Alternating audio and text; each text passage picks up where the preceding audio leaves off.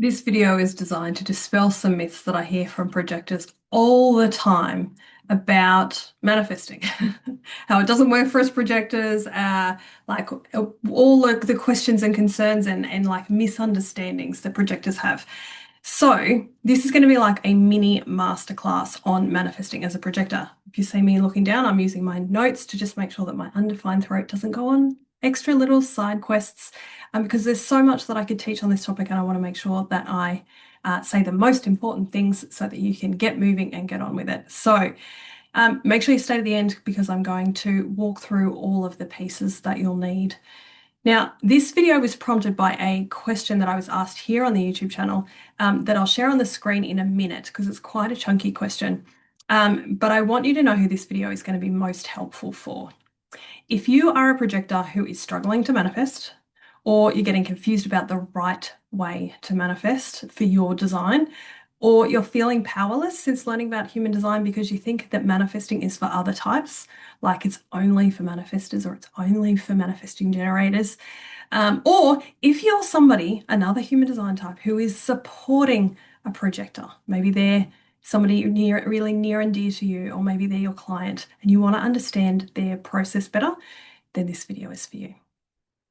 I'm Carolyn Southwell. I'm a 2-4 emotional projector, 11 years into my human design experiment, and I have heard so many mistruths about manifesting over that period of time. And like even before that, like so many. So let's dispel some of those now. So the next thing I'm going to do is actually bring the question up on the screen again to help us stay on track, help me stay on track. Let's be honest, help me stay on track, because otherwise I'd be here and I'd talk to you for an hour on all of the many different things I know about this really broad and deep topic of manifestation. So let's do that right now. So I'm going to read this question in full, and then each slide I have pulled out a section and I'm going to answer it with a reasonable amount of depth. So how does a projector manifest when they have no motor center connected to the throat? How does variable top or bottom with left or right facing arrows influence this process? And don't worry if you're quite new to human design, you don't understand some of these terms. I'm going to explain them as we go in the following slides. So we're up to here now. If manifestation is defined as shifting internally to a degree where one is no longer emotionally dependent on seeing a change in the outer world, how can anyone with an undefined solar plexus do so? What specific planetary transits can one use to best connect any motor to the throat? And then they've given some examples there, or define the solar plexus, all for the sake of manifestation. So there's quite a lot of detail in there. You can see it there. We don't need to read it out. Thank you for your content, time, and energy. You are very welcome. Okay, so first step, how does a projector manifest when they have no motor center connected to the throat? So a motor to throat connection means, and I've used a manifestor's chart to show you what this means. So 1, 2, 3, 4, these are all motors, these 4 centers here that I'm pointing to on the screen. And this is one way that you can have a motor to throat connection. So it means that there is a defined channel running from one of the motors up to the throat. Okay, so that's what a motor to throat. Now, it can be direct like this, or it could be indirect. So it could have been an example of the root going through the spleen and then with a defined channel up to the throat. That would also be a motor to throat connection, motor center connected to the throat. So yes, they can manifest fast, especially if they have a direct motor to throat connection, like this one, or this one. It can be very fast. Or if they're a manifesting generator, the 3420, it can be very fast, but it's not the only way to manifest. Because spoiler alert, we can all manifest, we just all do it differently. Okay? So let me just hover on this point for a moment and just make sure I've answered this really well. How does a projector manifest? Yes, for things to be manifested into form, we do need to get the energy from these other centers, in fact, from any of these centers, but especially the juice. We need the juice of the motors to get to the throat. If for any energy to be expressed, even if it is the spleen bringing something to the throat, or the head or ajna bringing something to the throat, it's about that energy getting to the throat. And as a projector, if you're trying to manifest energy that like lives down here, your desires that might live down here, you're trying to get them up to the throat. How do you do it? You do it in collaboration. You do it together with other people. You do it in collaboration with the people that you might live with, the people you might work with, your family members, your friends. But you might also get that motor throat to throat connection just when you're at a cafe or at a shop, when you're plugged into the energy of other people around you. You might get it at any sort of socializing or networking or play group event. Um, and sometimes the planets will give you a little sneaky help, and they will also provide the energy that allows that things to manifest into form. Okay, so, oh look, I've already answered that. So it's not necessary to have this configuration to manifest because we manifest together with other people. So I've given you this example. This is a client of mine who is, as you can see, that, well, if you know charts well, you'll know that this person is an emotional projector. They are a projector. There is no direct motor to throat connection. But what I love about this chart as an example is her and I manifest a whole bunch of things together, right? I have gate 45 defined. She has gate 21 defined. When we come together, we create a motor to throat connection. So even though we are both projectors who both have a lot of openness in our design and we both have an undefined throat. Together, when we do it together in collaboration, then we manifest cool things, which is why I actually call this person a client friend because we've done so many cool things together, even though she started out as my client. Okay, so that's a good example. Another example is that I have the 20, she has the 34. So together we get this juicy sacral energy with all of these activations she has, and it's able to get up to the throat because she's got one half and I've got the other. Okay, so you are going to have people like this in your life all over the place because what happens with those two halves, they act like magnets. So your half of the magnet is like looking around for the other half of the magnet, right? You don't even have to think about it. And that's the point in here. We don't have to control this process. You just have to like not hide away in your house or out in the bush away from everyone else. You need to just be out in life doing you, and opportunities have a chance to manifest with you together with other people. Okay. So how does variable top or bottom with left or right facing arrows influence this process? Okay. This could be an entire masterclass just on this one question. In fact, this could probably be a multi-week program just on manifestation through the lens of the variables. So first up, what are variables in case you don't know? This is an advanced chart, so it has the variables on it. Not all charts show these. So if your chart doesn't have arrows or it doesn't have these numbers and symbols underneath, you need an advanced chart. If you don't know how to get that, you can pop it in a comment. I will let you know. And variables are deeper levels of information about how you operate. And each of these four, and they go in this order. This is number one, this is number two, this is number three, this is number four. Okay, so they go anti-clockwise or counterclockwise. They each are responsible for a different part of how you do life. So, as a brief overview, number one is about digestion, how we digest food and how we digest information. Number two is about the right environment for us to be in order to heal if we have been sick and in order to thrive. So it's the place where the kind of environment that we should be spending the most amount of time, ideally. Number three is sometimes called view, and sometimes called perspective. It's about what you see out in the world. What gets your attention? Where are your eyes and your senses naturally drawn? What do you naturally plug into when you're out in the world? And then the fourth is called motivation. What are you motivated to do?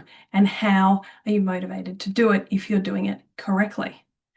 Now, I want to just mention very quickly, I've got a note here about the so-called manifestation arrow. A few years ago, an idea popped up in the human design world that this arrow about view or perspective is about how to manifest, whether you are specific or general, depending on whether the arrow is left facing or right facing. This is something that was made up by one very well-known human design teacher. I don't agree with it. It's not in Ra's original teachings. If you know this and you find it useful, great. I like to say that for any teaching. If you find something useful, then and you use it and it works for you, great. However, the idea is that when you are creating an idea, a visioned imagining of what you want, that some people are supposed to be more specific and some people are supposed to be more general. Uh, I have found lots of people who feel like that the way that they have successfully manifested has been the opposite of what their chart says. So, again, if you find it useful, great. But I wouldn't encourage you to spend too much time hovering over that particular teaching because it's probably a distraction from more important things. What I want you to know is that, or in short, and I put it here, when you are eating and digesting food and information well, correctly for you, and you're in the right kind of environment for your design, and you can see me circling each of these arrows as I talk about them, you're more likely to see the things you're supposed to see out in the world, and you're more likely to be motivated to take action the right way for you. Now, yes, there's heaps more information about left facing, right facing. What do these different shapes mean? What do these different numbers mean? As I said, there's a lot of information in there, but it's way more important when it comes to manifesting. If what you take away from this part of this mini masterclass is the way I'm eating, the way I'm consuming food and information, does it make me feel good? And do my environments that I spend time in make me feel good? And when I pay attention to what's happening out in the world and I see different things to my spouse or my children or my business partner or my co-workers, do I feel strengthened by where I'm paying attention? And uh, when I am taking action in the world, am I motivated by something that feels sustainable? Okay, so we don't turn this into a whole long hour thing. Let's keep moving. Okay, now what to do with all that information? If you know your exact time of birth, get an advanced chart. If you don't already have these details, now, I have covered this in the mini book that I wrote recently. It's on my website. I'll make sure that I include that as a link in the video description. Now, I want you to know it's also included in my coaching sessions. So for all of my one-on-one coaching sessions, I pull an advanced chart for my clients. So if you're booking in for coaching sessions with me, you'll get that included anyway in the cost of the session. And I walk you through how to do it in the mini book. The mini book is a low ticket price, and I want you to know that it has instructions for how to get your own advanced human design charts, but the software has a fee. Okay, so there's two different ways that you can do it. There is a cost involved, but it is really powerful. But it's only useful if you know your exact time of birth. If you don't, then again, I say to clients all the time, the only thing worse than no human design chart is the wrong one. So make sure that you only diving into this information if you have your exact time of birth. And a final note here, this is not as important as understanding how to follow strategy and inner authority, because we can get really excited about all of the details, right? All of the details, we can get so excited, but strategy and inner authority is going to take you most of the way there anyway with what you want to manifest. So let's move on. If manifestation is defined as shifting internally to a degree where one is no longer emotionally dependent on seeing a change in the outer world, how can anyone with an undefined solar plexus do so?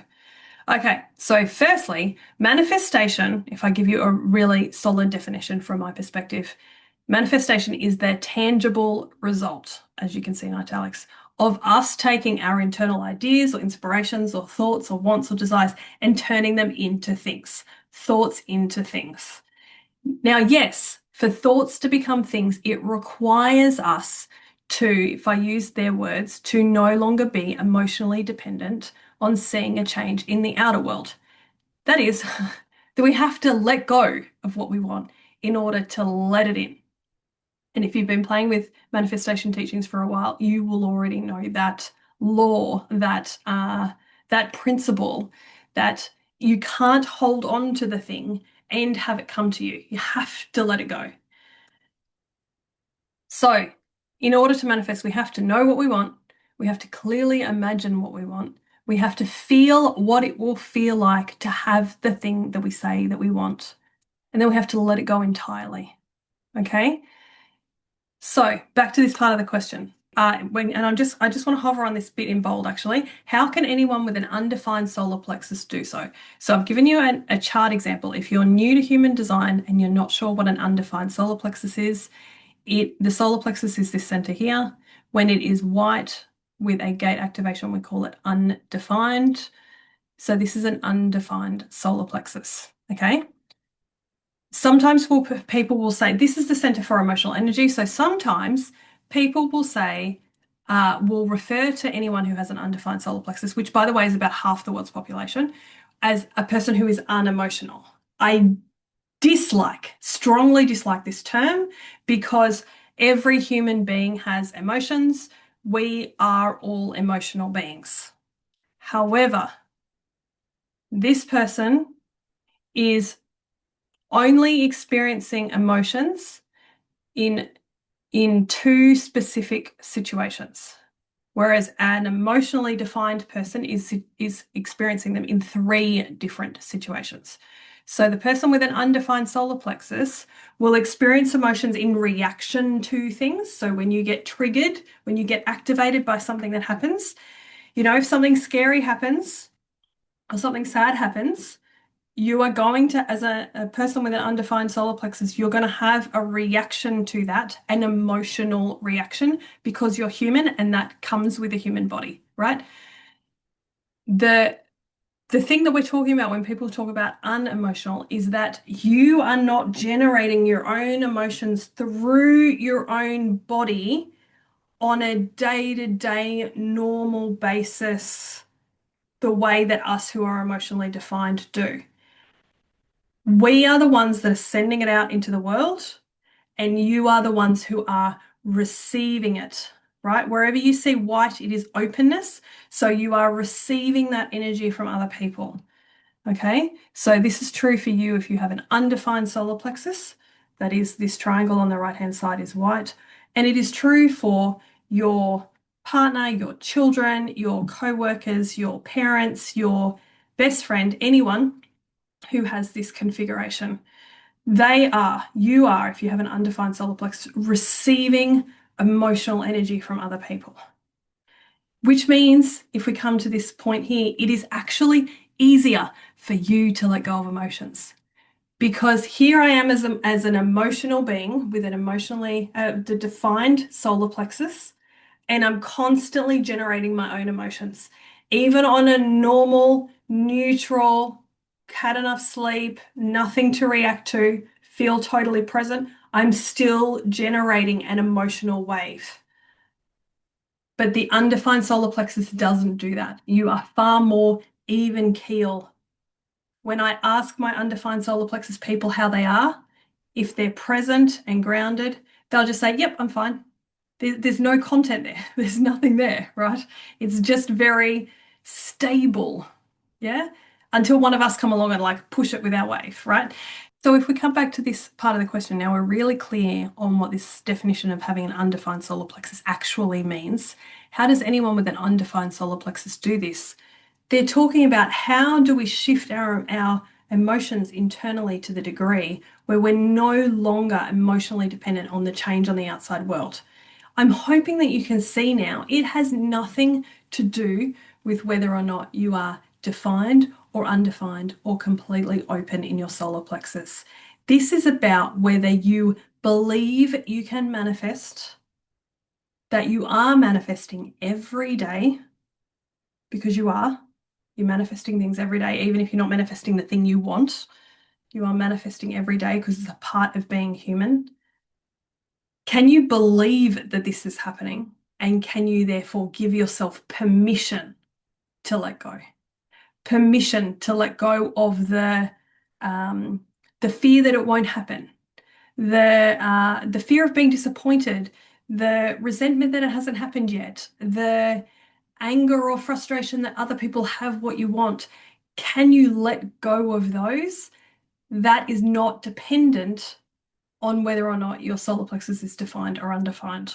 This chunky part of the question, what specific planetary transits can one use to best connect a motor to the throat or define the solar plexus? So you can see that this person is saying, I think that in order to manifest, I need a motor to throat connection. So for them, obviously, the shortest way to connect a motor to throat connection is the 2145 channel, but you might have other ones, or to define the solar plexus. So they're giving me a whole list of gates that they have defined there for the sake of manifestation. I hope that you can see, for the person who asked this question and those of you following along, you do not personally need a motor to throat connection, and you don't need a defined solar plexus. You just need to be in right relationship with your fellow human beings, and the right things for you at the right speed will come about. Okay? Now, if you wanted to be able to if you ever want to be able to dive into more specifics of your specific gate, these are great questions for a one-on-one coaching session. I'll link a way for you to gain more information about that in the description. But questions for you to ponder right now is, do you believe that you can manifest things into form? And do you think you need to control the process? Because in order to manifest, regardless of our human design configuration, we all have to know what we want, imagine it clearly, feel what it will feel like when we already have it, and let go of the need to control the process. Sometimes it'll look like we think that we have to know how it will happen, or we think we have to actively do something to try and make it happen. Now, yes, there is a space for taking action when you are guided by your human design strategy. But a lot of people will really struggle over this last point of like needing to control. And to me, that's the biggest thing that I take away from this person's question is, I don't believe, if we go back to these questions, I don't believe that I know how to manifest things into form. So I have to control the process, right? I have to try and make it happen. I have to learn all these individual specific things about the chart. And the reason that this was such a useful thing to put into a video is this person is not alone. There are so many people who believe that they need to control the process. They need to know as much information as possible so they can pull this lever and pull this cord and pull this thread and do this thing. What you need to do is know what you want, imagine it clearly, feel the feelings like you've already got it, and then let that shit go. Let go and let God take care of it for you. Now, what I haven't covered yet in answering this question is one of the most important things. And let's say you've done all those steps. You've got clear on what you want. You've imagined it. You felt the feelings of it. It's already done. And let's say you know how to let it go, right? By the way, side note, tapping and that trauma healing work can be very, very useful for feeling safe enough to know how to let go. Again, if you want more information on that, let me know in a comment and I'll point you to some resources. But what about taking action? So, as a projector, what you're going to do when it comes to taking action is you're going to wait for invitations into conversations, relationships, and/or new opportunities. Now, invites are going to feel good, solid, clean, real, not shitty invites. Not an invite in a group, because it's not really an invite unless they've handpicked you. They want you. You feel good when they ask you. That's a real invite. And then you're going to listen to your inner authority. So projectors have more different possible inner authorities than any other type. So you might be emotional or splenic or ego or self-projected or mental. And you're going to accept the invite only if your body says yes. Now, I do have a video on each of those inner authorities. So if you're really not clear, then have a look on my channel for, emotional authority, splenic authority, ego authority, etc. Yeah. And just keep repeating that process until you've manifested the thing that you want or something better. If you found this video helpful, please share it with another projector you know. You never know. Sometimes when we manifest cool things in our lives, it changes the entire trajectory of our life. And wouldn't that be pretty cool if you were able to support a fellow projector in radically changing their life? If you know that you really want help with any aspect of anything that I've talked about in this mini masterclass, check out the video description. There's links there for coaching options. I would be happy to support you to manifest all the cool things that you want, the things that are meant for you.